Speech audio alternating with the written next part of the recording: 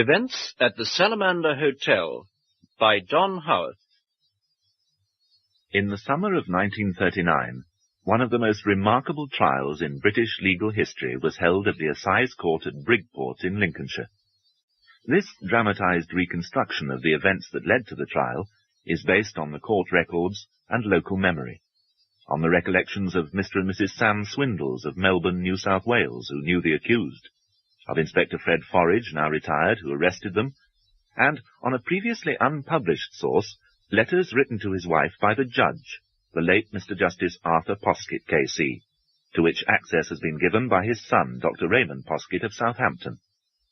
The judge first visited Bridport in the summer of 1935, and like almost everyone else in those days, came on the train, 2 carriages and a cattle truck, pulled by a bustling little engine slowly across miles of flat fields. Splendid landscape, the judge wrote to his wife. Men driving teams of horses, endless horizons beneath great billowing banks of cumulus cloud. Report!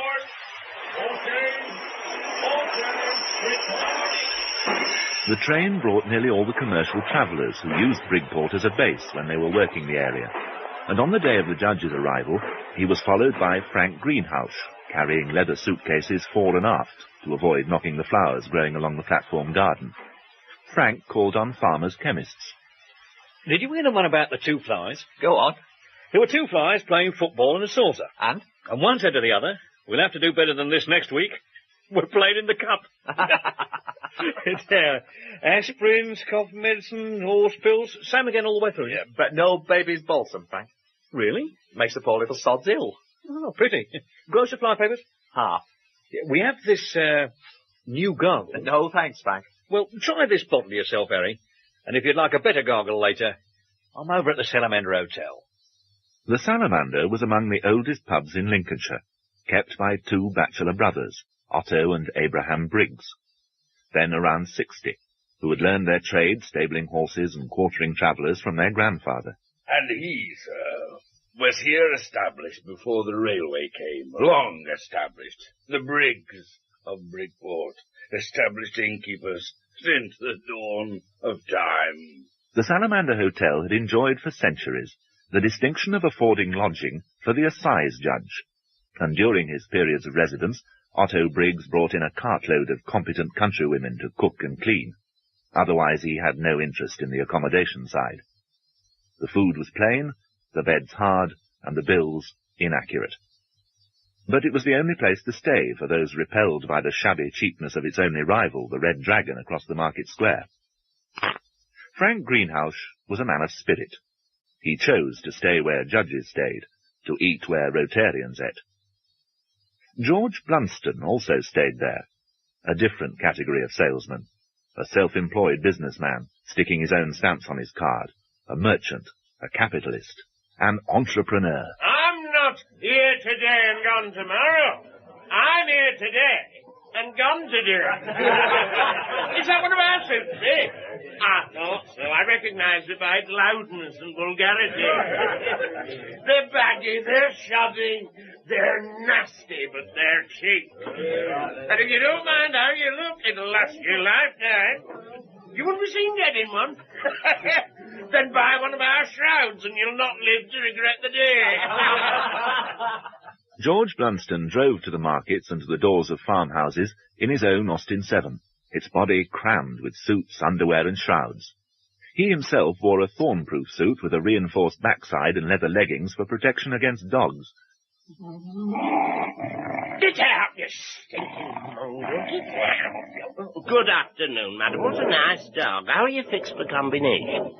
The weeks that Frank Greenhouse and George Blunston used the Salamander Hotel as a base seemed to have more or less coincided over a number of years, and on one night of the week, there's reason to think it was Thursday, there was a sort of spontaneous coming together in the bar. The salesmen who were putting up in the hotel, those who came across from the Red Dragon, and Captain Creek, who kept a launch in the harbour. Nobody drank much. In those days people scrupled to pay their rounds and knew the art of making drinks last. There were two flies playing football in a saucer, and one said to the other, We'll have to do better than this next week. We're playing in the cup. Captain George, may I present Alvin Cheana Globetrotter? Before this, just the States and Canada. San Diego? No, not that far. Ontario, that's been more your patch, Alvin? Well, Saskatchewan, Alberta, American Midwest. Farm machinery. All inland? Well, some ports. Vancouver, BC. Yes, Vancouver. Halifax. Halifax? Nova Scotia? Yeah. Did you, by God, did you? Now, did you make the acquaintance of a Mrs. Winstanley? I think maybe Caroline Winstanley. In the days of coal, of course. Charming woman. Now, George has heard this story, but I'd like you to listen because it illustrates something. No, I haven't heard this one. At these coaling stations, there used to be a race between the crews of different ships who could be the first to fill the bunkers. Yeah. 5 to 7 hours, solid shoveling, men down the hole, sweating away and streaked with coal dust. Well, now, my captain, Bertie Banks, went to see how they were going on. Are you working hard? He shouted down. And they all shouted back, aye, aye, sir. Well, damn you, work harder, he said. Damn you, work harder. And that, whether you like it or not, my boy, is leadership. Yes, sir. Though, as a junior officer, I was not personally present at the time, being ashore making the acquaintance of Caroline Winstanley. Oh, you should never trust a woman. You'll be sorry if you do. You should never trust a woman, or they just make a monkey out of you. If you could possibly lay your hands on a pair of trousers, George. Oh, next trip, Captain. The reason being that these are part of my best uniform, and there, you see, I'm through the breeches arse. 12 bob? And that would half be... a crown down and 13 weeks to pay. Bless you, George. The thing being that when ladies come on board, do I rise or must I remain seated? You see my quandary? It really puts you behind the 8 ball, huh? Yes, you can say that again.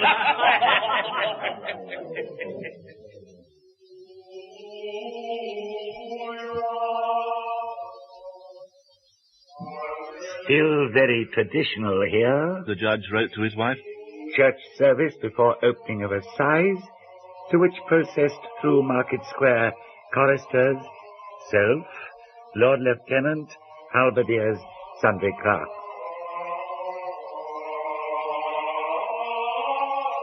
We kindle God's wrath against us. We provoke him to plague us with diverse diseases and sundry kinds of death. Judge therefore yourselves, brethren, that ye be not judged of the Lord. Repent you truly of your sins. Church absolutely filled. The judge wrote to his wife. Believe they get free beer afterwards. Old Willie Wotherspoon, now bishop here, made best of it to soar away with the tedious sermon. Let me say that justice must be seen to be done. We are referring not to a perception dependent upon acquaintance with law, which we, as laymen, cannot be expected to possess, but rather to an extra-legal perception of justice, transcending the laws made by man, and owing its origin ultimately not to parliaments, but to what, for lack of a better word, we call God.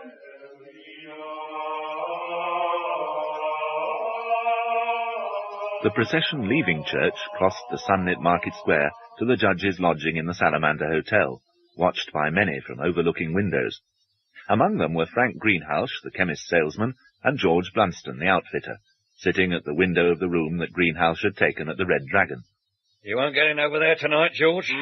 They're not letting rooms because of this.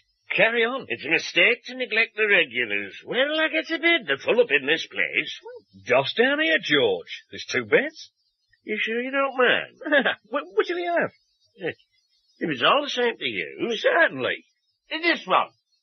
I like my head to point north. Quite right, George. Otto should never neglect his regulars. Landlord positively lavished attention on me. The judge wrote. Said place had been judge's lodging for 5 centuries. Can well believe it. Great heavy beams, wall, floor, and ceilings at all angles. Roaring fire. Your hot toddy, Your Honour. Hot toddy? His Honour and Lordship Robinson, God rest his soul, was strong on the toddy, Your Honour and Lordship. Well, thank you. Forgive the scuffling outside, Your Honour. My saturnine and superstitious brother attends to be presented. Please. Set. My brother Abraham, Your Honour. We was named after my grandfather's bloodhounds, Otto and Abraham. And they, in turn, were named after 2 historical figures, the Iron Chancellor of Prussia and the famed President of the United States, of whom, sir, you may have heard tell. We has continued that tradition. Historical references in the naming of dogs. The present pair being named after the war generals. Hindenburg and Kitchener. Turn! Of whom, likewise, you may have heard tell. And went on, their hounds growling in accompaniment. Be friendly, but scoundrels to the core, I suppose. Willie Wotherspoon sent his motor car to fetch me. Dinner at his bishop's palace, then snooker on his new table. Gave him a thrashing and took 5 pence off him. He to bed angry, slamming doors. Nightcap with Virginia, then back to the Salamander. Hard flock mattress. The judge slept hard. But not nearly so hard as Alvin Chayanoff, who was out until late trying to sell a mowing machine, and, unable to get a room at either hotel, stretched out on the floor of the bedroom at the Red Dragon, booked by Frank Greenhouse, in which the spare bed on the north-south axis had already been allocated, without the knowledge of the management, to George Blunston. There's no reason to believe at this stage there was any intention to defraud the hotel, but the fact is that all 3 men stayed the night, and only one paid. Frank Greenhouse sat late over his breakfast, reading the Daily Express and sorting out his order forms, and he caught the local bus just about the time the Court of Assize was opening. Poor list. The judge later wrote to his wife. The usual catalogue of rural felonies, betrayed to the law by avaricious relatives or wronged women. Gave them a bit of a wigging. Body snatching is an offence against the law, gentlemen of the jury, prevalent though it may be in these parts, and likely regarded though it may be by those who sojourn here. It is most improper to dig up the bodies of the dead, unless such exhumation be required by law. And if it is true, as we have been told, that vergers and clerks in holy orders are everywhere to be seen abroad in the early mornings, trundling barrow-loads of soil to fill the holes in churchyards left by the night's resurrectionists, then that, you may think, is a deplorable state of affairs, and one to be remedied rather than further condoned. Nor should you think it a mitigating circumstance that the prisoner was enjoined to his ghoulish trade and remunerated, therefore, by an academical gentleman from Cambridge of scientific bent. Academical gentlemen do not stand above the law, and it may well be that consideration elsewhere of some aspects of the evidence will curb and restrain the activities of scholars who circulate in your midst, recklessly exhorting you to malfeasance, torts, and felonies. As to the charge that the accused defrauded the London and North Eastern Railway Company of its proper revenues by the dispatch of bodies to Cambridge University as freight, instead of in the guard's van of a passenger train, thereby affecting an improper economy, you may think that that is a trivial charge, but it is nevertheless one on which you are required to find. But it is in the charge of sacrilege that the burden of the case resides, and you may take the view that that is no laughing matter. 15 years he gave old Joe Bug. And old Joe hadn't dug half a dozen up in his lifetime. Poor old Joe. And folk blame thee, Otto. They say thou put the police on his tail. Rubbish. Why should I wish to see the old gentleman sent to break stone? Another of thy pranks, another of thy pranks. Oh, no. Otto Briggs was notorious in the district as a practical joker, with a knack for capping his jokes by diverting punishment onto other people. At 10, he'd planted a dead stoat in the schoolmaster's lunchbox, and another in the desk of a gamekeeper's son, and sat chortling among the tombstones after school as the lad yelped through a caning. As a youth, he'd got the verger the sack by releasing a cage full of rats in the church organ. In middle age, he got an inquisitive police inspector posted by planting a mixed bag of poached hares and pheasants in the back of his car. Aye, thou can laugh, Otto, but he's a stern one, this judge. If he gives Joe Bug 15 years for digging the odd one up, with what would he requite some of thy pranks and pleasantries? 2 bitters and a Guinness. Did you keep the room on, Crank? No, going over to the Salamander. You're not, you know. They're still not let in. The procession was yesterday. That's the answer I got. Better ask here. Sweetie, do you have any rooms for tonight? That's the one you had last night. What, just the one? How many rooms do you normally sleep in? Well, that depends on the company. We don't have that kind of company here. Wait. Most eerie silence in this place. Logs sizzling and sound of kitchen utensils somewhere distant. No guests, apparently, except self. On account of your quietude, Your Honor. I shoved him away and barred the doors. Did Mr. Justice Robinson insist? Only in his latter days, sir, when he got old and put off his stroke by uproar. Well, yes, quite understandably. But if my needs may be met in the privacy of these apartments, there is no reason why you should not conduct your normal trade. You may discover you have a legal obligation so to do. Oh, then I shall comply forthwith and immediately. You see in me a stout upholder of the law, Your Honor. And forthwith nipped across the square to the other pub and mustered a gathering of his customers, whom he then proceeded to present to me in the bar as though it were a huge joke, just as he presented his brother and dogs yesterday. Mr. Frank Greenhouse, a traveller in nostrums for man and beast alike. George Blunstone, Esquire, outfitter. Mr. Sammy Quindels, feed and seeds. Mr. Alvin Sheeroff, farm machinery. Mr. Harry Roscoe, chemist in the Market Square. Mr. Grant, of Messrs. Woolworth, likewise situated. Captain Wilfred Creek, RN, retired. Rather embarrassing at first, some of them having been unnecessarily deprived of their beds because of me. That be nice and sociable.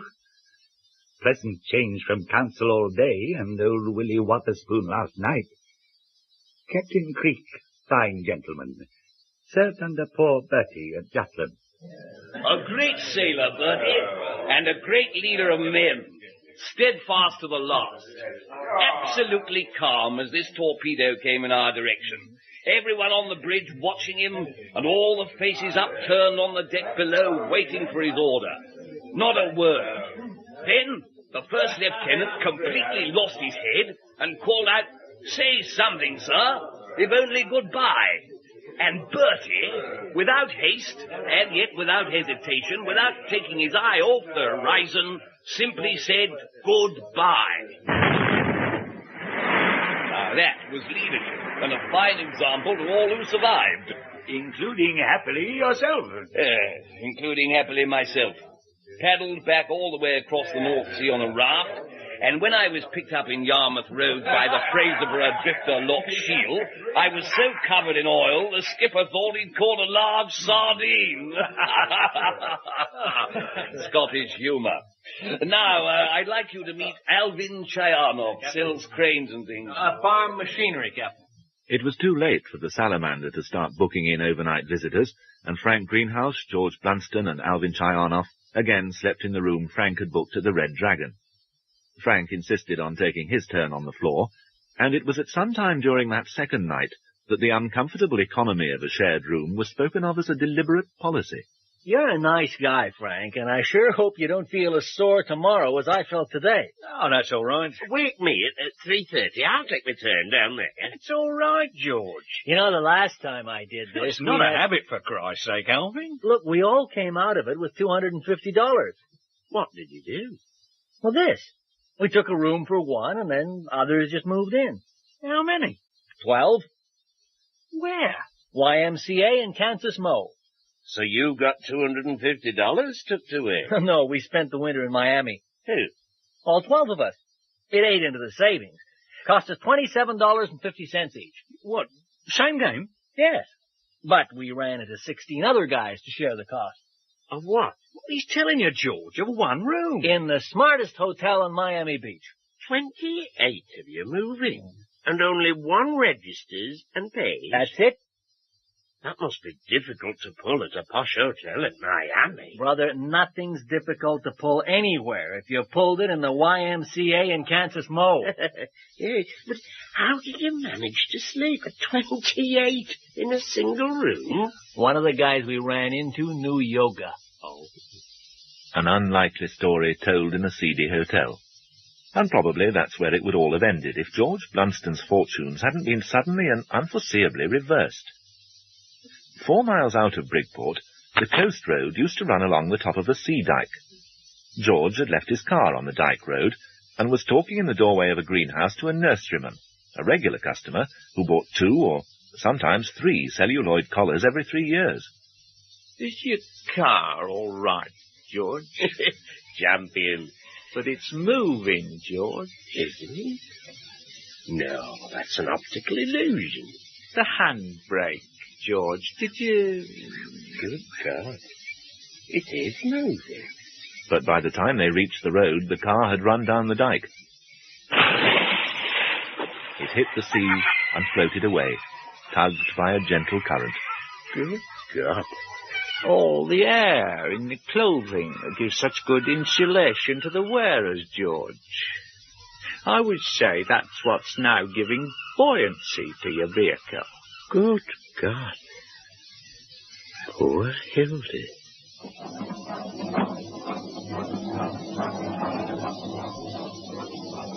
Filigree pattern of ice on carriage windows. The judge wrote to his wife. Ditches all frozen over. Endless fields of snow, broken by the odd clump of bare trees stretching to indeterminate horizon where earth and sky merge in mist. The impressive landscape. It was across this impressive landscape in the slushy winter of 1936-37 that George Blunston shoved or hauled a handcart bearing his wares.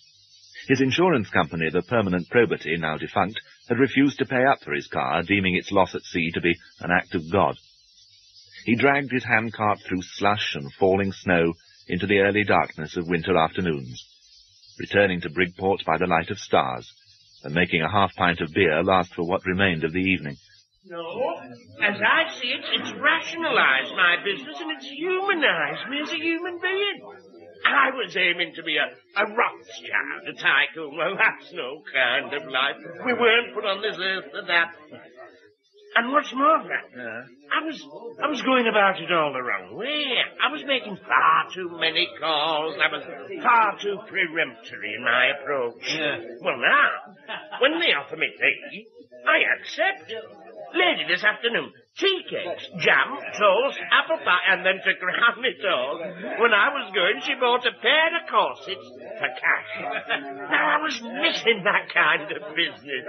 Had no time to pass with people. That car had dehumanized me. The other half, George. Oh, thanks, Captain. No. Frank? Oh, I'm okay, mate. And gobbling and guzzling as I am all day, I need no dinner when I get back. I eat like a horse, I work like a horse between the shafts, and I've never felt... As regards points on the coast, George, yes. Now, if I could be of any assistance, I should be delighted to put you ashore, together with your gear, and you could take 'em by surprise from the rear. Sounds great tactics, Captain. Yes, good training for the men. The thing is, regrettably, I'm not in a position to clear off the trousers. I prefer your night and suite, Captain, steadying. The rest of your tally business, George. Oh, let it lie. Keep me in my old age. Snow fell heavily and melted, leaving farm tracks impassable and main roads up to 18 inches deep in slush. In 3 hours, George Blunston shoved his handcart 1 mile. Then he sat on the shafts till his sweat froze. He abandoned his cart and walked back to Bridport Parish Church and prayed for frost. The next day was, as requested, cold and hard, and in brilliant sunshine, George steered his handcart along the frozen ruts, visiting nearly 20 farmhouses, taking £2.10 in cash, and returning to Bridport while the gas lamps were still pale against the light of the dying day. It was the manner of his return that moved events along. In those days, few roads were salted, and by late afternoon the cinders spread that morning on the cobbled street which drops into Bridport Market Square had been scattered by the passage of vehicles and frozen over. Frank Greenhalgh and Harry Roscoe at the window of Roscoe's chemist shop saw George Blunston coming over the brow. In his exhilaration, too quickly. The handcart ran away with him. Slithering and slipping, kicking out his legs and digging in his heels, he sped downhill, the handcart slewing and skidding in his desperate grasp. Dogs barked, children scattered, old ladies spoke rebukes, and George Blunston and his handcart shot straight through the plate-glass window of Harry Roscoe's shop. Hello, George. Harry? Frank? George. Business booking up a bit? Oh, can't grumble at all for the time of year. A good day, Frank? Oh, considering the time of the year. It make much difference to you, Harry? Oh, season, hard to say. We're up on Lloyd George prescriptions, but down on Frank's kind of jollop. But there again, the prescription patients are dying off all the time. Perhaps then you might consider taking a few shrouds into stock, Harry. I'd love to, George. Particularly as you've gone out of your way to drop in. Oh, not at all. But Sweet and Treble, the funeral people, have a corner in them, and it's a small town, George. Oh, quite understood. They obtain their embalming fluid through me, though they could order it direct, so I wouldn't. Of course. Now. I'll see to the window and things tomorrow, Harry. Not at all. Any time. 3 half bitters, Otto. Oh, and Irene, what'll it be? Oh, it's my round, Michael. You got one last night. Oh. Frank? Oh, thanks, Irene. I'll stay with this. George? Oh, I'm okay, love, thanks. 4 half bitters, please. Mrs. Irene Thornber was the only woman in the changing group who on these winter evenings drank their dinner at the bar of the Salamander in slow half-pints. She was a travelling dressmaker, 30, plump, divorced, and radiant. She had the art of making women feel well about themselves, working round them in bare hired rooms with a mouthful of pins and standing back with such pleasure in her eyes that many countrywomen, now old, remember their wedding dress as having had a quality that completely escaped the lens of Harry Roscoe, farmer's chemist, and part-time photographer. On this particular evening, January the 13th, 1937, many of Harry's photographic plates lay shattered on the floor of his shop. George Blunston's abrupt entry was to cost him more than £100 in damages. It wasn't only a matter of the window. The handcart was wrecked, shelves, a display cabinet, and scores of bottles were smashed. And a pool of mingled medicines had dyed George's garments with evil-smelling stains. Irene, how do you fancy a pair of rainbow-coloured combs? What's she say? She's come for a fitting. You've made it all worthwhile, love. What I shall do tomorrow, or what I shall endeavour to do tomorrow, I shall endeavour to lay my hands on a rucksack. Travel light. That's right, Captain. Cross-country. Make a beeline. Exactly. The worst thing of all, I imagine, is to be bound to the roads. Get it up on your rump, and you can go anywhere. And as regards coastal points, speaking from a very limited experience, Dardanelles, I think the Barrow might have proved an embarrassment in the shallow. Which is precisely why I've never availed myself of your kind offer. But with only a rucksack to consider. Quite. Drop you off at some godforsaken point in the dead of night, and you can wade ashore and catch 'em utterly by surprise from the rear. Hey, 3 double whiskies, Otto, and send a marsala over to the young lady with my compliments.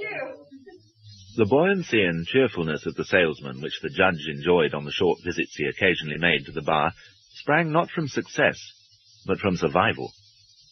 George Blunston was obviously in the gravest straits. Poor Hilda. She's a brick. But in January 1937, the rest of the crowd that congregated in the bar of the Salamander were little better off. But there must be the business. If you can find it. There isn't, Michael.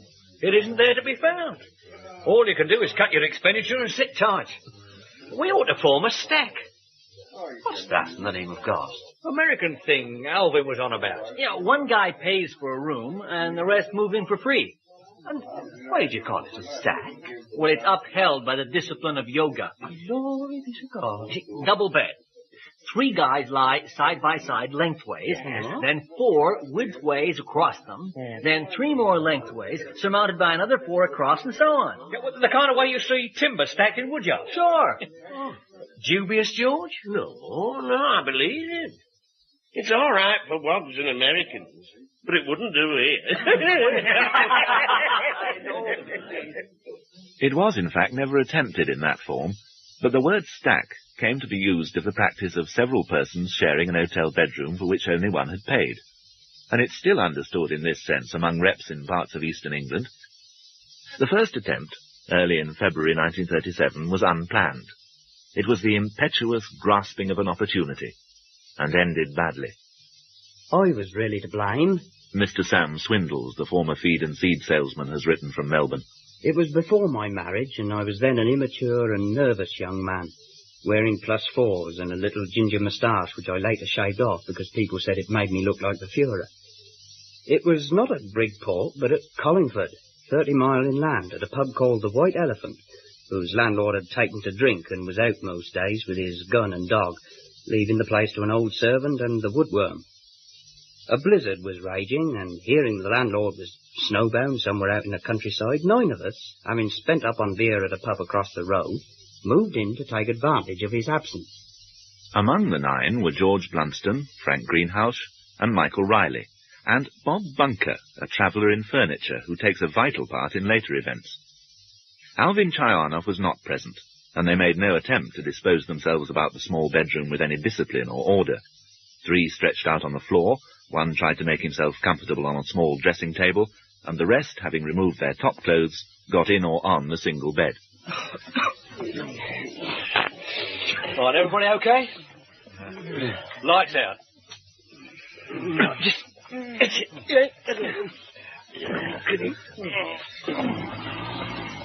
Can you ease over at all, George? Oh, give up, lad. I'm supporting myself with one hand on the floor already.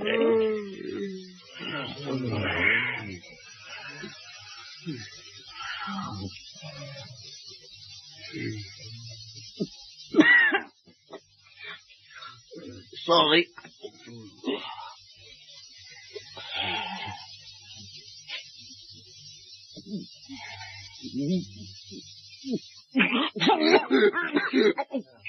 Slowly, lad, slowly.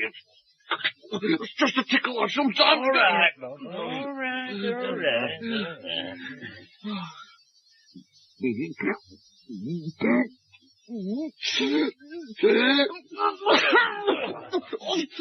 Sorry, I'm sorry. She's hilarious, Joe. For God's sake, Bob, use your willpower, Bob. Stuff your wig in your mouth. Not in my face, Bob, not in my face. Sorry, Sam. Stop writhing, Bob. Just pick one spot and cough into it. They're still broadcast. What a germs! Oh, God, help us with the better than a malarial swab. I'm sorry, lad. I'm sorry. You look... Just let me get me through to me samples, will you? Sorry. Here, hey, on it. Just try a slug of that then, will you, Bob?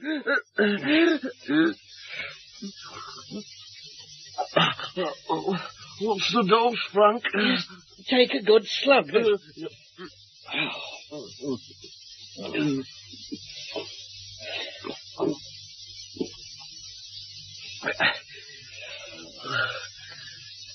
Oh, that's a relief. Drop of good stuff, that, Frank. Harker's best line. Thanks, Frank. I must buy a bottle of that. Never fails. What's it called? Weed killer. That's not right. That's not right. That's not right. Oh, God save us. If I could wake up in the morning and find myself there. Look, are we never going to get to sleep? Bob is. That's not funny. That's not in good taste. If it finishes me off, I've got witnesses. If it finishes you off, you won't need it. People shouldn't be poisoned, I though. repeat, are we never going to get to sleep? It's gnawing at me vitals. Then snuff it quietly, and everybody shut up. Oh,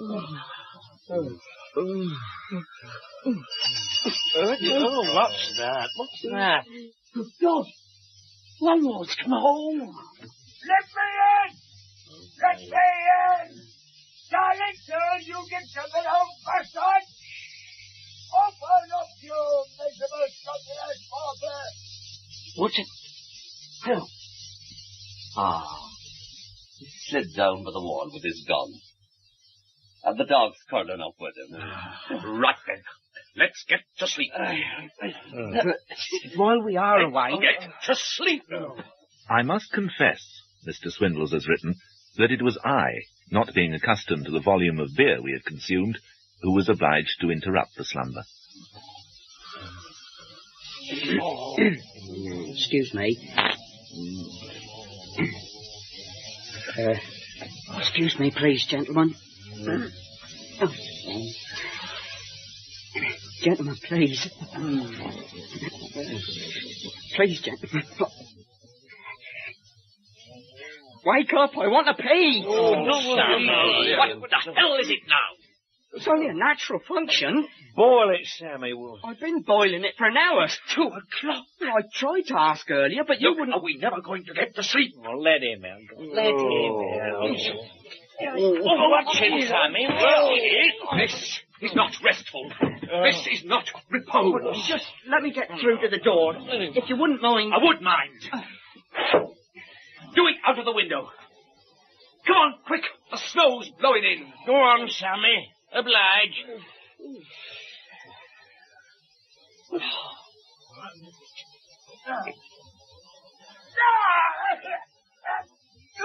swollen bastard!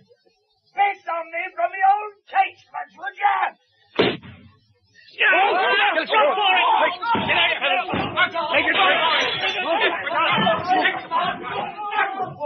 The salesman escaped from the hotel by every possible egress, through doors and windows, up the chimney, down into the vaults, and up through the trap into the street. Some slithered along the roof and swarmed down drain spouts. Appearing from every side of the hotel, they raced into the blizzard, pursued by the landlord and his dog. They ran the length of the main street, dodging into shop doorways as the landlord fired. Then, hearing a coal train approaching through the night, they raced to the humpback bridge on the Brigport Road, and leapt from the parapet into the wagons passing below. Oh, anybody hit? Dog got a snap at me leg. Oh, some fierce night to be travelling abroad, half-dressed. Oh, it is khaki, Frank, it is. Khaki. I'd never believed my own vest could have let the breeze through to this extent.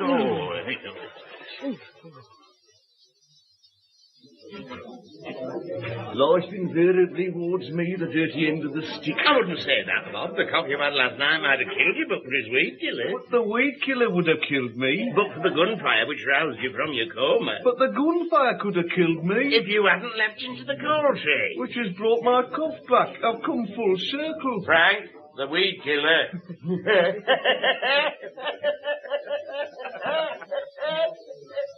It was around 9 o'clock, and they were in Ye Olde coffee shoppy in Bridport Market Square, thawing themselves out with gallons of Ye Olde coffee and wolfing down buns, all paid for by Alvin Chayanoff. In 3 days, against all odds, he'd sold a mowing machine, 2 binders, and 10 rakes. He slapped his money down on the counter like a prospector who has hit gold and said, There you are, Tootsie. Just say the word when we've eaten our way through that. At Bridport Station, where they'd leapt from the train and rolled in the snow on the platform, Frank Greenhouse had forced the door of the parcels office where George Blunston kept his small stock. Men caked in ice selected themselves a wardrobe of farming attire and lit a fire in the waiting room. George's stock was sparse. Mr. Sam Swindles has written. His suits were all of the same medium size, so that Frank Greenhouse's legs and arms stuck out, and I looked like a dwarf cocooned in cloth. We left the station early in order to keep out of the sight of any customers who came in on the first train. And here again the story might have ended if Alvin Chayanoff had not been at breakfast at one of the 2 window tables of the Salamander Hotel and noticed them skulking along past the bike shop on the other side of the square. Jesus H. Christ, boys. You look like a advance guard of a circus. Where did you get that hat? Well, as Jack said, you hid out the window. And Sammy got up on the chair. Just let him fly. You'd have thought it was a horse. More coffee, Michael. Oh, that sounds right. Oh, well. Only Bob Bunker stayed out of the fun, his cough returning and his cold resuming with such dripping force that George Blunston discreetly shifted the sugar bowl. Sammy Swindles had dark moments, too. Oh, what'll I tell my mother? What about? My suit, losing it. Tell her you lost it. But she'll think I've been up to, you know. Oh, an affair of the heart. Yeah, she'll belt me.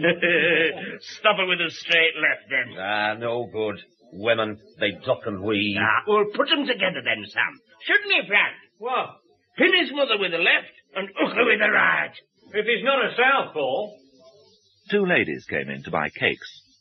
The salesman stopped talking in deference to them, and when they'd gone, nobody knew how to resume. They'd been up all night, and now suddenly they were tired. Some had lost their money, some their samples, some their shirts, and several had lost the only decent pinstripe suit they possessed. The silence in Ye Olde coffee shoppy was the silence of men who were down and out, and so they came back, with the greatest reluctance, to the idea of room-sharing in a hotel. Somebody asked Alvin Chayanoff how true his accounts of room-sharing in North America had been.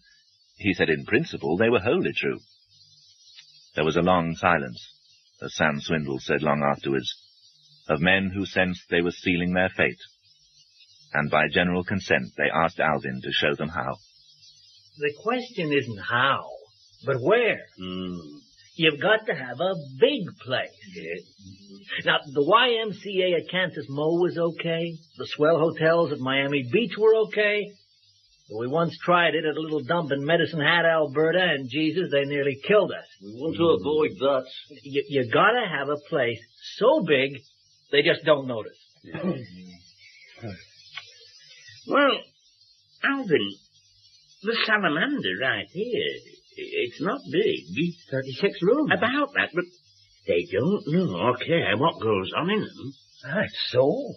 You meet all sorts of conditions roaming round the corridors before the light of dawn. Poachers. Horse dealers. Horse. Italians. Everybody's camping in and out. They're up to their eyes in all sorts of rackets. Okay. It might do. Give it a throw. That'll give old Otto something to laugh about. Okay, but just to make sure we're not the babies he's laughing at, don't talk. And don't let the wrong guys in. We'll get the dirty end of the stick again. The judge and the hangman. Another assize beginning. God save us. Alvin, when you say don't let the wrong guys in, I mean talking guys. But in the States and Canada, you must have some pretty loquacious... Yeah, we got them all right. But they sort of disappeared. Disappeared, Alvin? Meaning, I don't know, George. Nobody asked.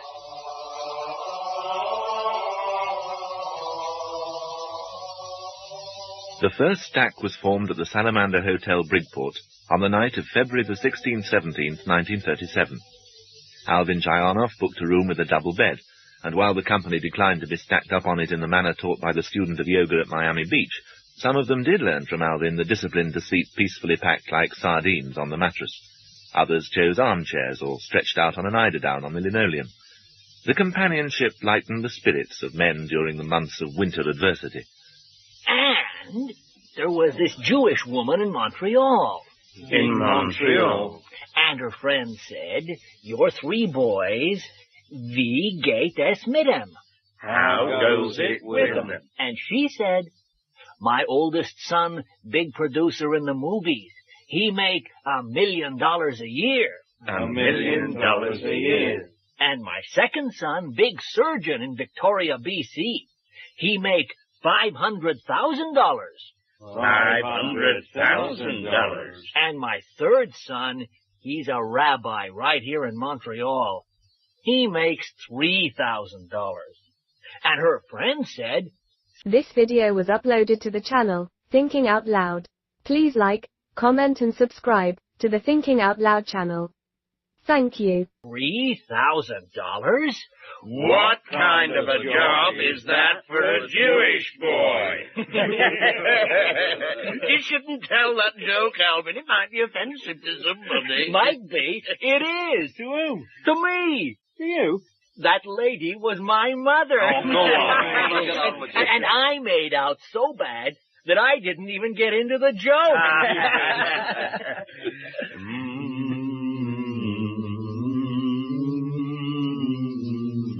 The noises that came from the secret plural occupancy of the room at the Salamander were attributed by Abraham Briggs to the supernatural. The disturbed create disturbance. The exhumed seek return to the clay. A fear received by his brother in the usual manner.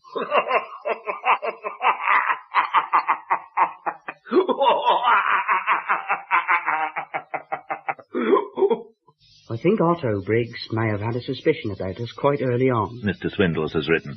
But he made his money out of the bar and such things as horse stealing and poaching, and he had very little interest in the accommodation side. His expense on the room was no greater than if it had been occupied by only the registered guests, and what we scoffed in buckshy breakfasts he more than made up by increased bar sales and the odd dinner we bought. If he did suspect anything, he was shrewd enough to know this. At any rate, we felt increasingly secure, and several of us invested in inflatable mattresses.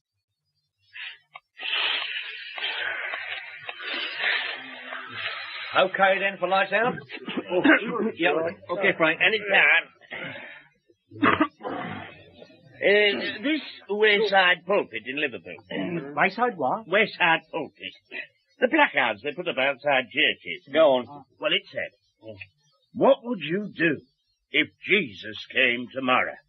And somebody wrote below, move Tommy Lawton to inside right.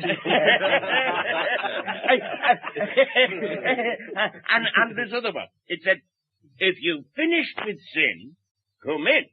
And somebody wrote, if you haven't, ring Moss Side 0734.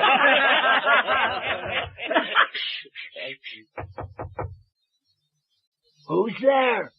Irene Thornburn. Oh. Hold on, Irene. Keep it quiet, boy.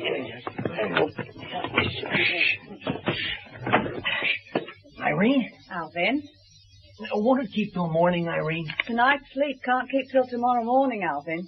What do you want, Irene? I want to join the stack. All right, come in. Can we have the light on? Frank? George? Sammy? Hello. Bob, Michael? Irene? Harry? Irene?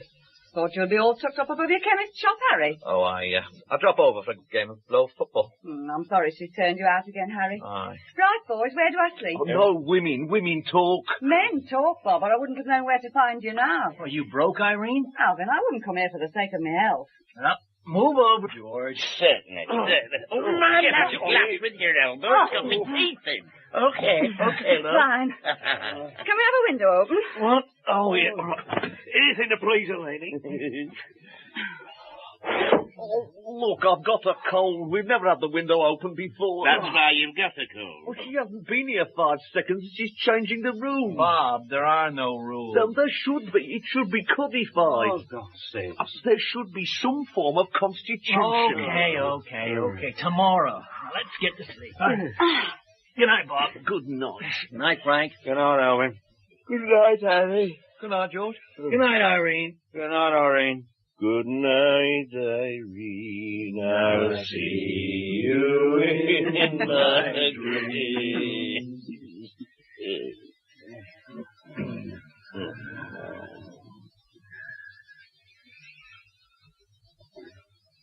All right.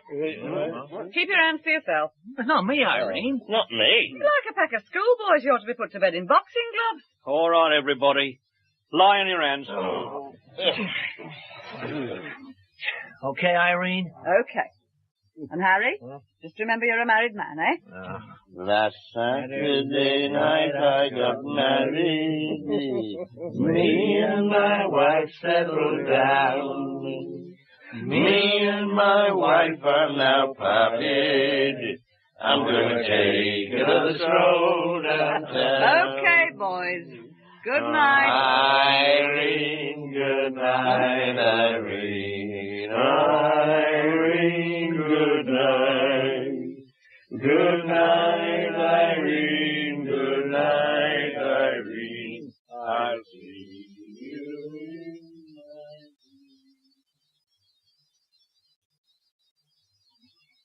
in All right. Let's have the light on. Right. Speak up. Who wants to make a proposition? Not me, Irene. I'm a happily married man and living in Retford. That's never stopped you rattling my door handle as you go past. Good old Frank, I think. There goes a real rep. Never miss a call. You never know you're lost. Well, Harry? Oh, not me, Irene. I'm a humble farmer's chemist, resident above the shop. And who was it last time she turned you out? Proposed a long weekend in Cleethorpes? George? Oh, not me, Irene. I'm too old for it. George, you're the only suitor in all my life who's ever offered me a ride on a handcart on a winter night. Hey, Sammy, we haven't heard from you. Oh, no. Yes, Sammy. You've gone as red as a beetroot. Irene, I do believe he nurtures a secret passion for you. No, let me out. Oh, I've got it. This is your chance, Sammy. This is your chance, lad. Say it. Now, spit it out. Well, it's right, Irene. I have a passion. I think of nothing else. I reroute my course to be where you're working. My mind's not on my seeds. I forget my samples. I burn my mother's toast. It's better to marry than to burn, as the good saint said, scraping his toast. Is that what you intend, Sammy? Well, yes. Not just a long weekend at Cleethorpes. Oh, no. Nor a ride on a hay cart. Handcart.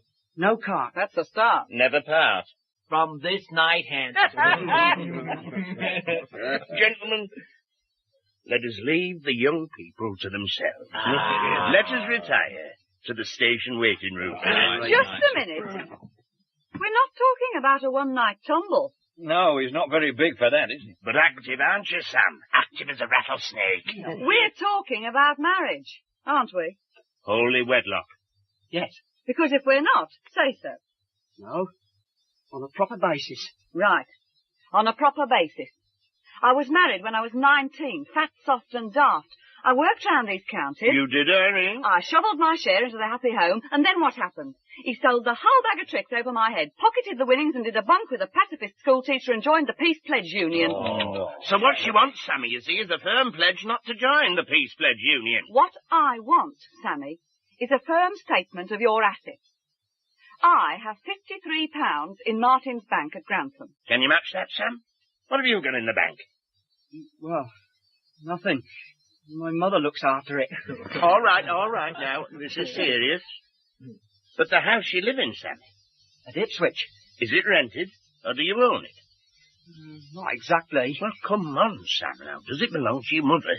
Well, No. Who does it belong to then? The parrot. Irene, you sure as hell don't want to wind up in a parrot's cage, even if he is going to be as active as a rattlesnake. Just keep out of it, will you? Go on, Sammy. Well, my grandfather did it to spite my grandmother. He left it to the parrot for the rest of its natural life, and it's now about 160 years old. That's no obstacle, Sam. We'll throttle your parrot. God's sake. But then it passes to Mother. We'll throttle your mother. George, but, what kind of a start is it for Irene to be carried over the threshold with a parrot, feet up on the bottom of its cage, and the bridegroom's mother sprawled out with a neck crack? Unromantic, to say the least. Romance is not what I'm looking for this time round. I'm looking for an honest man. Sammy, you're on. Okay, fellas, let's move on. Stay where you are. Take a week, Sammy, and think it over soberly. Yes, Irene. And if you're still of the same mind, we'll have the marriage ceremony first, in the old-fashioned way. Yes, Irene. And please, not in a registry office. Thus it happened that Irene Thornber and Sammy Swindles were married, beyond the range of the older Mrs. Swindles, at sea, a ceremony conceived in the romantic mind of George Blunston, and urged by him upon the dubious Captain Creek.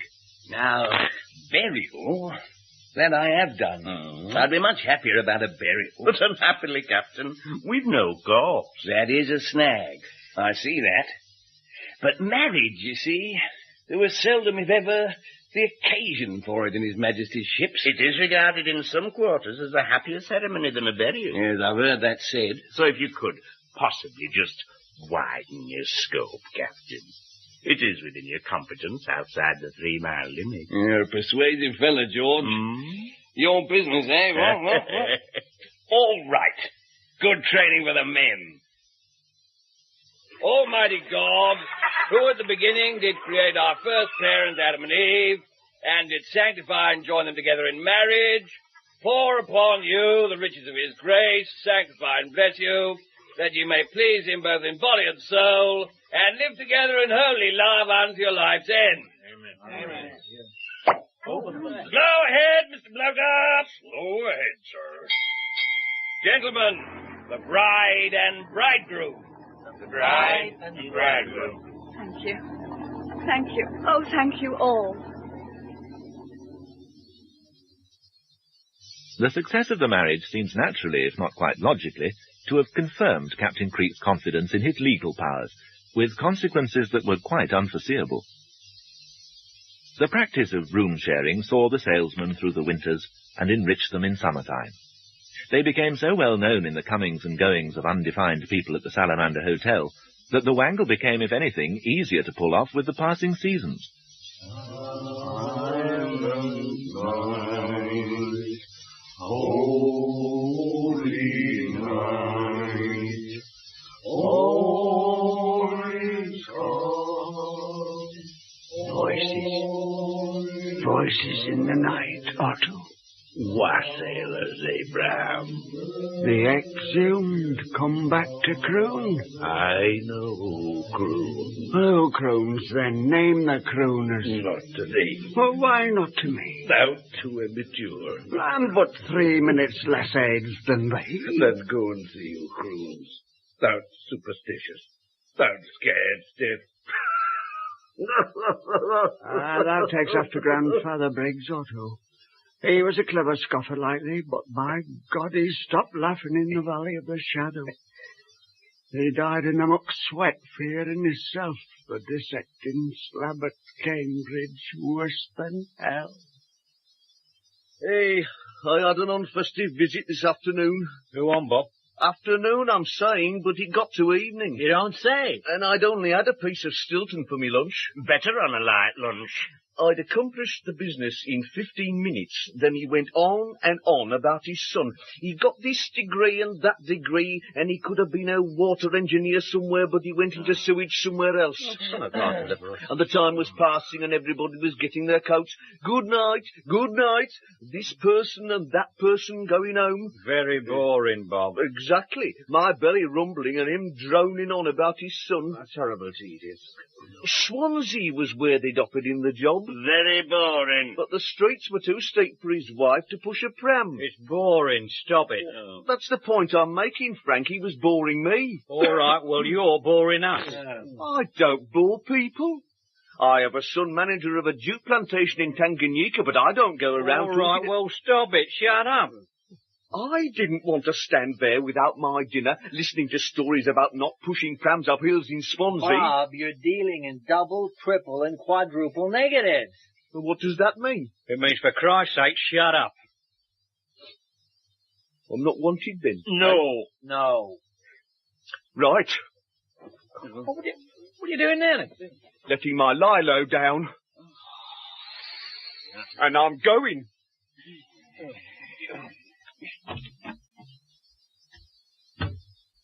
Hear that, Otto? A loose door banging. And footsteps. The departed depart. The exhumed return to the clay.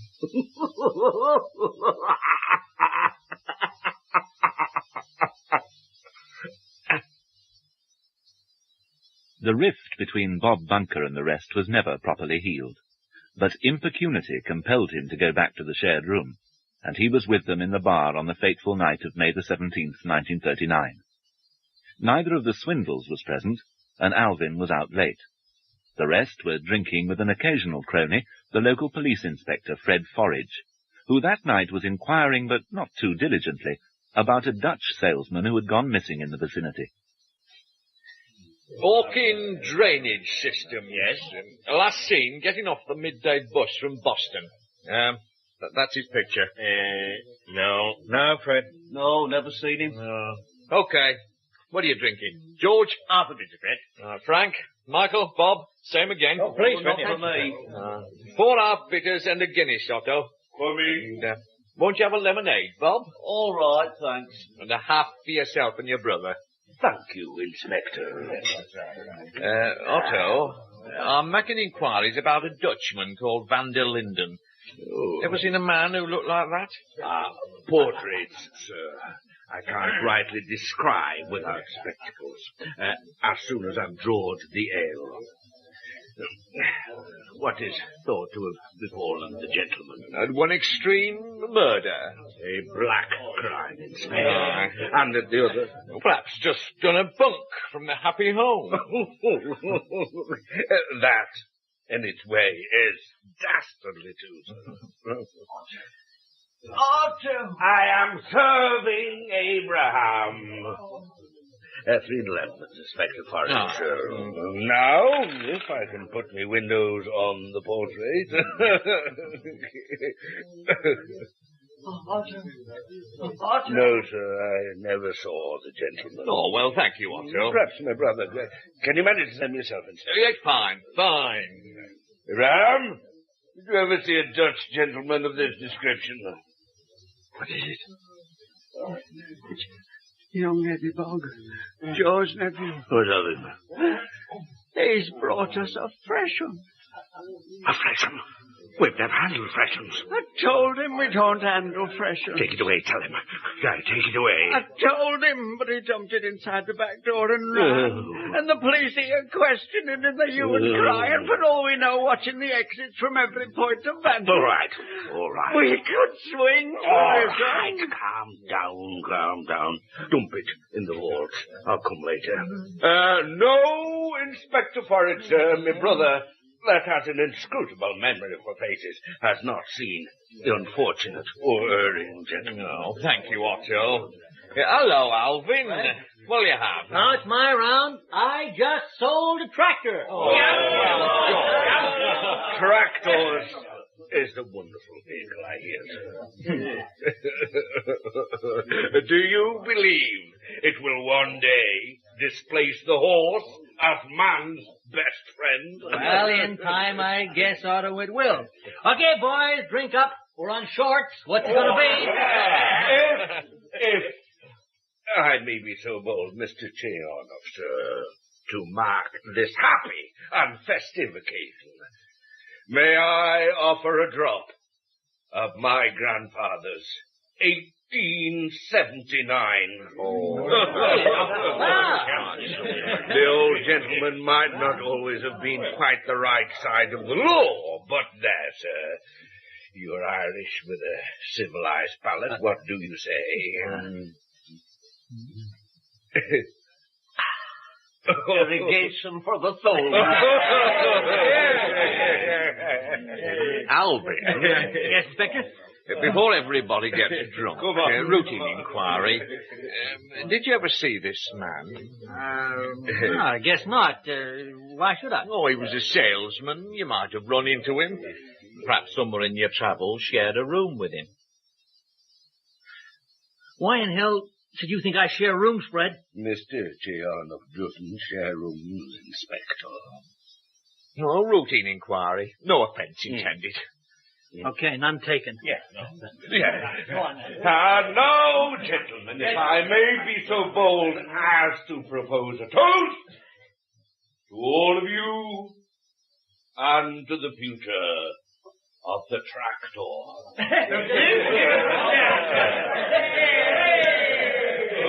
As the evening wore merrily on, Inspector Forage wrote many years later, I grew, to quote the bard, unpregnant of my cause. I lost the photograph of Van der Linden, and retained only sufficient of my wits to stumble home by a devious route designed to avoid patrolling constables. the salesmen, for their part, found their way to their room, and flaked out without troubling to blow up their mattresses. In the morning, Bob Bunker, who had stuck to lemonade, was first up. He stepped across someone sprawled out by the door, and went to take the cold bath, which, against all his experience, he believed to be efficacious in warding off head colds. The sound of the cold tap drummed into heads throbbing with the vapours of the 1879 poutine. Oh, Holy Mother of God. What time is it? It's 20 after 7. Oh, all right. Bob's running his cold bath. Oh, please. Who's that flaked out by the door, then? Some guy, I guess. Get him up, Frank. Why? Come on, Tony, get up, sunshine. Wakey, wakey. Who is he, then? Search me. You've never been here before. Wakey, wakey, rise and shine. George, I have a feeling this one is not going to rise and shine. Who is he? His face seems familiar. In the bar. Last night. On Inspector Forage's photograph. Is it departed he is then? It is. Oh, God have mercy on us souls. And ours. Providence and mercy stare us all. All right. Mary, Mother of God, preserve All us. right, Michael, all right. Everything in due course. How did he get there? I don't know. But I've got a hunch who might. And I'm going right down to see him. Good morning, Mr. Cheon, sir. Down! What are you doing snooping around here? Exercising the hounds along the corridor, sir. And I was attracted by uproar. Is anything the miss, sir? What's this dead guy doing here? That I couldn't say, sir. Nor could I explain the number of the living present. Okay, present your bill. For the night, sir, or for the past 2.5 years. Okay, Otto, okay, for the past 2.5 years. Now get your corpse the hell out of here. How did I? My dogs, not my corpse, sir. I have no truck with corpses. You planted him last night. He's the Dutch guy the cops were questioning you about. And they were questioning you too, sir. Suspicion falls on everyone at a time like this. You planted him when we were all high. Yeah. You traffic in him. Horses, pheasants, stiffs. It's one of your occasional rackets. And this guy, he was just too hot a potato to handle with the cops around, so you planted him on us. It's your stock joke. And yours, sir. You all planted yourselves on me. Okay, but we don't plant stiffs. Nor me, sir. God forbid. Oh, well, you see what I tell the cops. They may take your word, Mr. Cheon, sir, but equally they may come to the view that the travelling Dutch gentleman arrived to join your stack, do you call it, sir, and passed on during the night of natural causes, or, for reasons I will not hazard, met a more untimely end. This is a frame-up. I'm going to call the cops. You might, Mr. Giano, sir, but you might, on reflection, consider it more prudent for all concerned to arrange a privy and reverent send-off.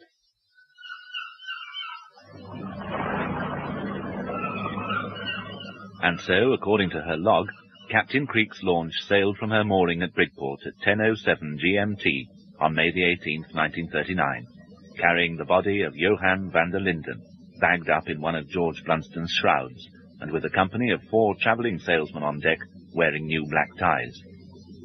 Bob Bunker had declined to take part in the proceedings, he alone having doubted the prudence of the privy and reverent send-off recommended by Otto Briggs. In life, in death, O Lord, abide with me. Yes, at this point, my Captain Bertie Banks used to say a good word or two for the chap. That would be welcome, Captain. Yeah, but not having the pleasure of the chap's acquaintance, you see, my pickle. Well, he was a man who, what would you say, Frank?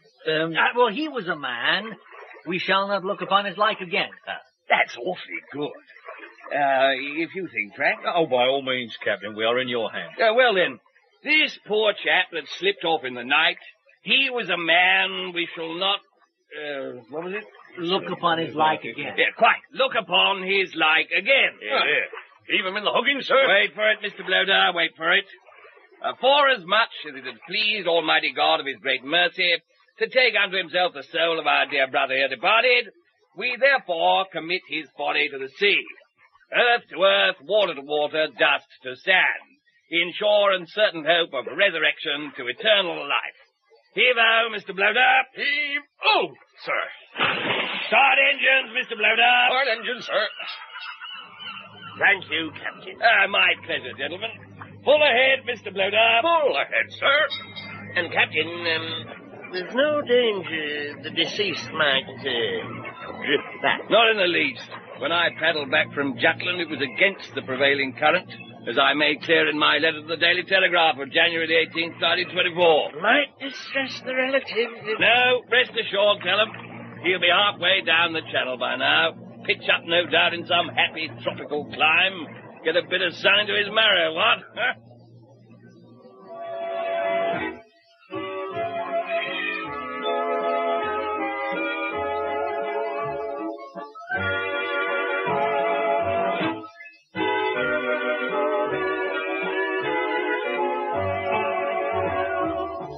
The spring of 1939 turned into a fine summer. Fine and the most prosperous since the First World War.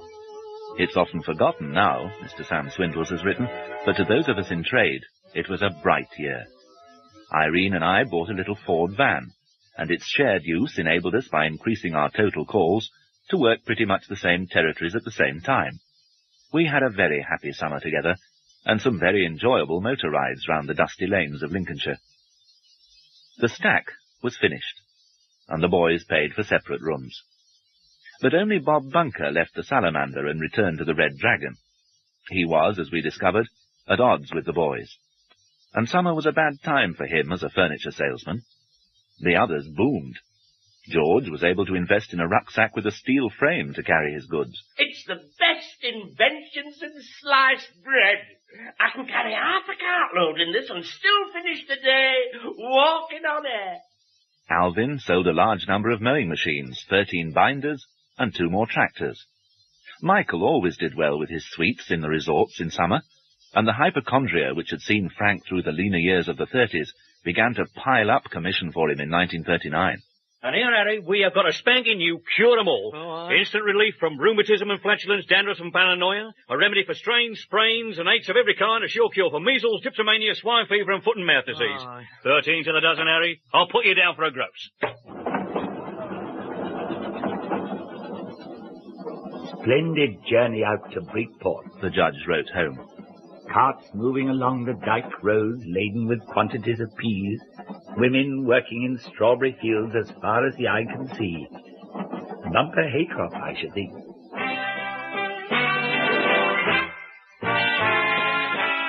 The Variety Theatre in Bridport had been transformed into a dance hall, and the old bike shop next door had blossomed into a milk bar, where the salesmen sometimes met on summer evenings. Apart from old Bob Bunker, Mr. Swindles has written, everyone was in the highest spirits. The Salamander had quite a few holiday visitors, and old Otto was fairly chortling and joking. Otto, what do I owe you? £1,427, sir. Okay. Think up a new crack. 22 and a tenner, sir. And in truth, none of you knights of the road owes me nothing. In bad times, your kind patronage kept the bar busy and the whole place a bustle. My benighted brother wouldn't see it, sir, and he might strangle the lot of you if matters came to his ears. But in this life, Mr. Chiona, sir, one good turn deserves another. What we lose is on the swings, we gains on the roundabouts. Any more for sailing?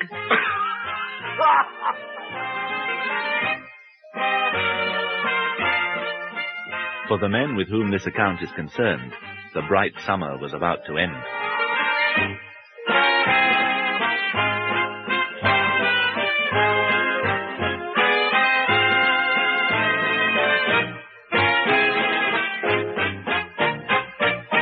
Hello, copy desk. Rawnsley, Mablethorpe. Catchline stiff.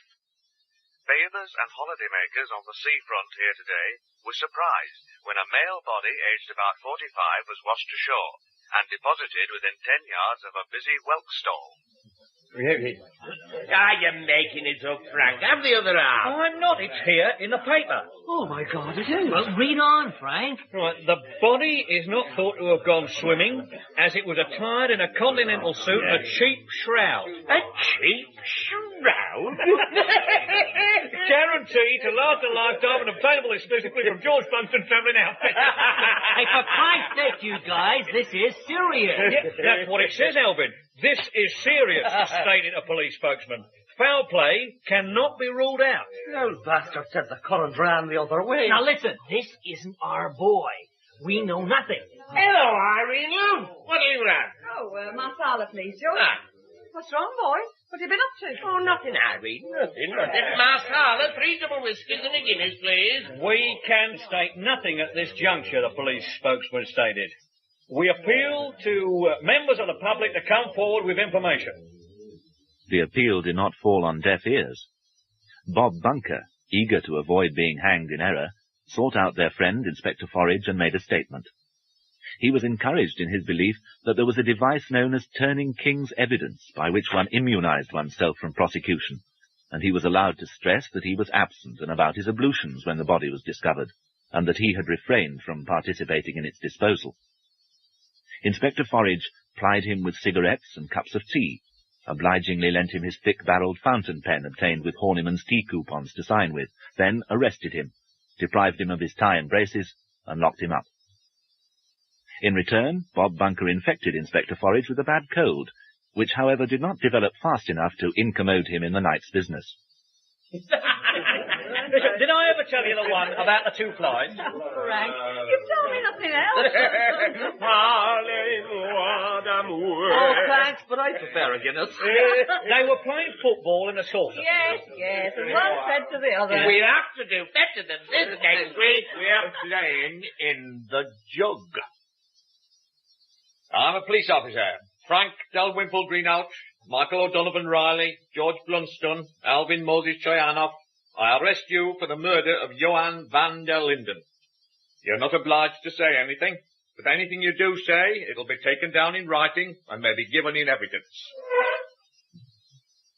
A marsala for the young lady, please, Otto.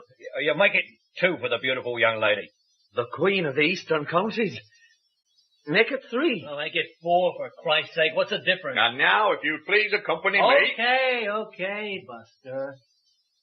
Good night, Irene. Good night, Harry. Good night, Irene. Good night, Irene. Good night.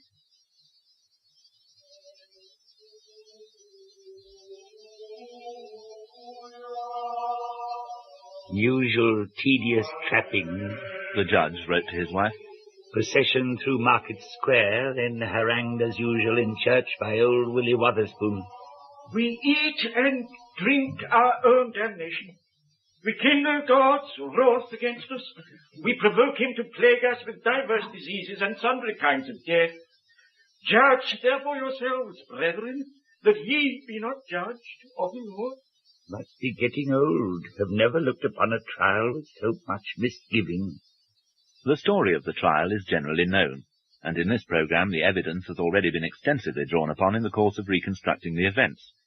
What is new and illuminating is the comment made by the judge in letters to his wife of the prosecuting counsel, Leonard Limpett, K.C., who later became a junior minister at the Board of Trade. The judge wrote, "Nasty little smart aleck. Has put it about not proceeding with any charges of conspiracy to defraud hotels. Jurors, being local tradesmen and such like, made indignant, and will turn whole venom on chaps who are in the dock." Among the many travellers who might have been but were not put on trial for defrauding hotel keepers were Mr. and Mrs. Sammy Swindles, to whom we are indebted for the light they've thrown on the story. They sold the house at Ipswich after the death of both the Parrott and Mrs. Swindles Senior in 1948, and emigrated on the proceeds to Australia, where they established a travel agency in Melbourne. Of the 6 accused, one, Captain Creek, charged with being an accessory after the fact, was set at liberty, with the concurrence of the Crown. The judge told him, "You have been a fool rather than a knave, as perhaps befits your rank and service." Captain Creek was in fact recalled to the Royal Navy shortly after the outbreak of war, and given command of a destroyer. He went down with all hands, still wearing the trousers supplied by George Blunston, and carrying in his pocket a photograph taken many years earlier of a woman, then young, Caroline Winstanley, of Halifax, Nova Scotia. The remaining 5 accused departed with less glory. The jury, insular men of Bridport, wrathful at the outsiders who had fraudulently battened in their midst, were clearly determined to allow no one else to escape, and Leonard Limpett, K.C., played on the prejudice. Now, come, Mr. Blunston.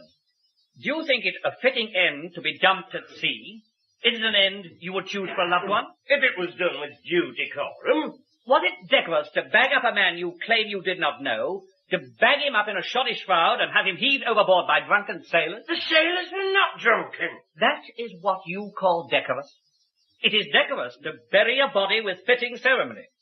In some avant-garde quarters, it is even deemed decorous to cremate a body. Gentlemen of the jury, please do not give way to expressions of mirth. It is most improper. Mr. Limpett? I was proceeding, Your Honour, to the view that it was not only decorous but laudable to dispose of a body to the competent medical research authority. Gentlemen of the jury, please. What sort of a trial is this, Your Honour? The whole jury are body snatchers to a man. Don't from that. It's a staple local industry. The offence isn't that a man is dead, but that a body has been dumped in the sea, book she, instead of being freighted to Cambridge for the usual rate. George Blunston, that is a most improper accusation. It is outrageous. Sure, Your Honour. But, gentlemen of the jury, you must not show assent or dissent. You are here to try a case, not to act as a clerk. Could you not, please, Mr. Limpett, pursue a more relevant line? But the line was only too relevant, the judge wrote to his wife that night. Jury sat back with narrow eyes of men who have been doubly outraged and will be revenged.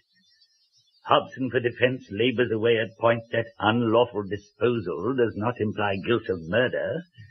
But how else explain it? Post-mortem shows chap was strangled. By whom, if not by them? The question remains unanswered to this day.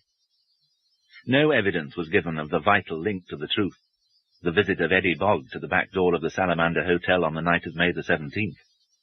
It was only spoken of 16 years later, in 1955, by Abraham Briggs on his deathbed. By then Otto was already dead, and Eddie Bogg had been drowned fishing off Cromer. The judge's letter to his wife continues with some insight. Convinced that old devil Otto Briggs knows more than he lets on. Too bland altogether, I thought, in witness box, laughing off rather wild accusations of the accused. I do go on, darling Bobsy, don't I? But the thing is, I know these chaps, and believe what they say. That they found the chap dead, thought it looked black for them, and simply dumped him.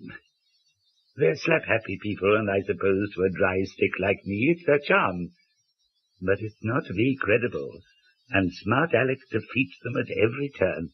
But of course, you've previous experience, Mr. Chernoff. Of organizing room sharing, yes. And of getting rid of people? No. You see, Mr. Bunker, who is accused along with you, has given evidence that you spoke of persons who might join in your swindle and subsequently gossip about it. Guys who talked, I think was the phrase. Did you speak of guys who talked? I may have. And what did you say happened to them? I don't know what happened to them. Did you not say, and again I quote Mr. Bunker, they just disappeared? I may have. And is Mr. Bunker again right in saying that in reference to these disappearances, you use the cryptic phrase, nobody asked? Could be. And why did nobody ask, Mr. Chernoff? I guess because they just didn't ask. But the phrase imported more than that, did it not? No. It did not carry a suggestion of menace? No. It would be quite wrong to infer that to ask about these disappearances would be imprudent and even unsafe. No. Yes.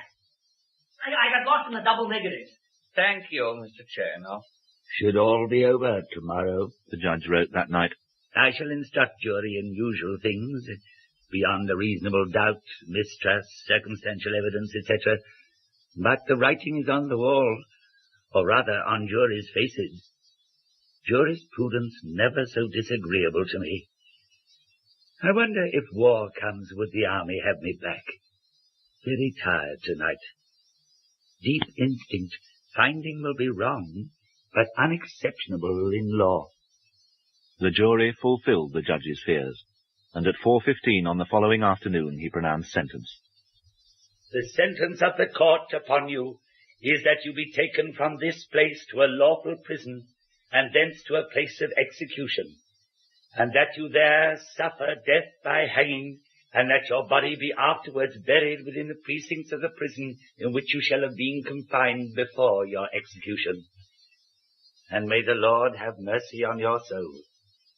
The 5 men, George, Frank, Alvin, Michael, and Bob Bunker, the poor man's Judas, as Alvin forgivingly called him, stayed overnight at Bridport Police Station. They were visited by the bishop, the Right Reverend William Wotherspoon, who brought them cakes, comfort, and tidings from the outside world. And the Germans have attacked Poland. So the balloon's gone up? Alas, I always think war is so very disagreeable. Things get rationed, and one has to take one's tea and sugar in a little screw of paper when one goes visiting. Oh, terrible privation, Your Reverend. So, if it must be that... Sure. We won't miss much in the way of tea parties. Exactly. So, that's good, isn't it? Oh, George, yes. My chaplain has been on to the permanent property insurance. Oh, what did they say? They will pay on your life policy. Oh, that's champion. Thank you, Bishop. Hilda will be pleased. The prison authorities will give her the certificate as soon as notice of your execution is posted on the gate. That's lovely. That's champion. I thought you'd like to know. So, all sorts of good things, really, to keep the pecker up. Next morning, the 5 men were driven the few hundred yards to Bridport Station, where the puffing little engine had been coupled to a barred guards van. Only Captain Creek and the Swindles were allowed on the platform. A crowd, including Harry Roscoe the chemist and some members of the jury, were at the paling fence, a line of faces above the wilting flowers in the platform garden. Otto and Abraham Briggs watched from a high back window in the Salamander Hotel. The station master wore full-dress uniform and medals. Right away!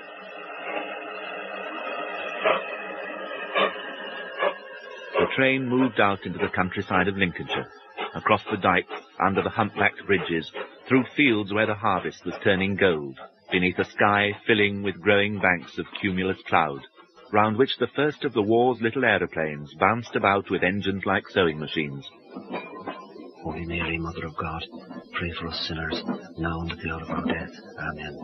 Hail Mary, full of grace, the Lord is with thee. I suppose it could have come at a worse time. You think so, George? Oh, yes. I'd had enough of humping that pack around on my back. That sure is one way to take the weight off your feet. You'd have done no business in wartime, Frank. With my experience of horse pills, I'd have been a cavalry officer. Ah, but when it was over, Frank, coming back to the horse pills, how would you face a drop like that? Somewhat better than the drop I'm facing now. I always knew we'd wind up with the dirty end of the stick. Oh, cheer up. One thing you can say about hanging. What's that? It's the one sure remedy for the common cold. Michael, if she hasn't heard you by now, she's not going to. God save us. I've never been hanged before. Don't worry, lad. You'll soon get the swing of it.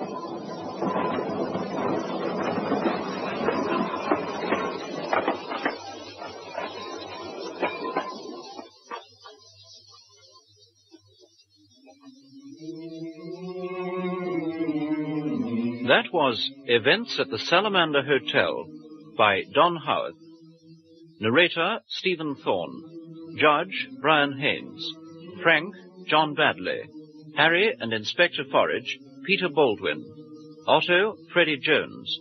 Abraham Charles E. Stidwell. George Peter Woodthorpe. Captain Creek David Ryle. Alvin Blaine Fairman. Bishop Hayden Jones. Barmaid Carol Boyd.